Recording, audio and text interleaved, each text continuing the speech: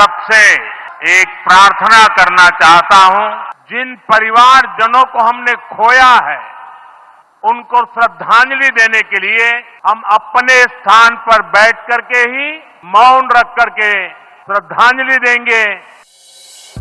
ಪಹಲ್ಗಾಮ್ ದಾಳಿ, ದೇಶವನ್ನ ಉದ್ದೇಶಿಸಿ ಪ್ರಧಾನಿ ನರೇಂದ್ರ ಮೋದಿ ಮಾತು, ಕುತಂತ್ರಿ ಪಾಕ್ಗೆ ಖಡಕ್ ಎಚ್ಚರಿಕೆ. ಜಮ್ಮು ಮತ್ತು ಕಾಶ್ಮೀರದಲ್ಲಿ ನಡೆದ ರಣಭೀಕರ ಉಗ್ರ ದಾಳಿಯ ಬೆನ್ನಲ್ಲೇ ಪ್ರಧಾನಿ ನರೇಂದ್ರ ಮೋದಿ ಅವರು ಬಿಹಾರದಲ್ಲಿ ನಡೆದ ಸಾರ್ವಜನಿಕ ಕಾರ್ಯಕ್ರಮದಲ್ಲಿ ದೇಶದ ಜನರನ್ನ ಉದ್ದೇಶಿಸಿ ಮಾತನಾಡಿದ್ದಾರೆ.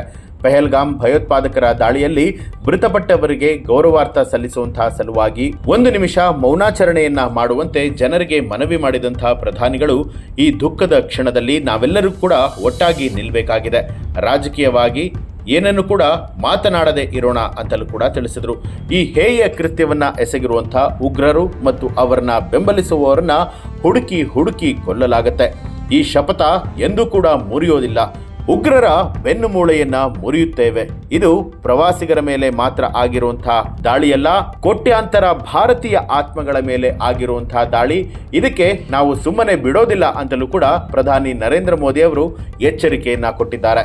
ಈ ಒಂದು ಮಾಹಿತಿಯ ಬಗ್ಗೆ ತಮಗೆ ಏನನ್ನಿಸ್ತು ಅನ್ನೋದನ್ನ ಕಮೆಂಟ್ ಮಾಡಿ ತಿಳಿಸಿ. ಹಾಗೆ ಯಾರೆಲ್ಲ ಇನ್ನೂ ಕೂಡ NCAB ಟೈಮ್ಸ್ ಮೀಡಿಯಾ ಚಾನೆಲ್ನ ಸಬ್ಸ್ಕ್ರೈಬ್ ಮಾಡಿಲ್ಲ, ತಪ್ಪದೆ ಸಬ್ಸ್ಕ್ರೈಬ್ ಮಾಡಿ, ಬೆಲ್ ಐಕಾನ್ ಒತ್ತಿ.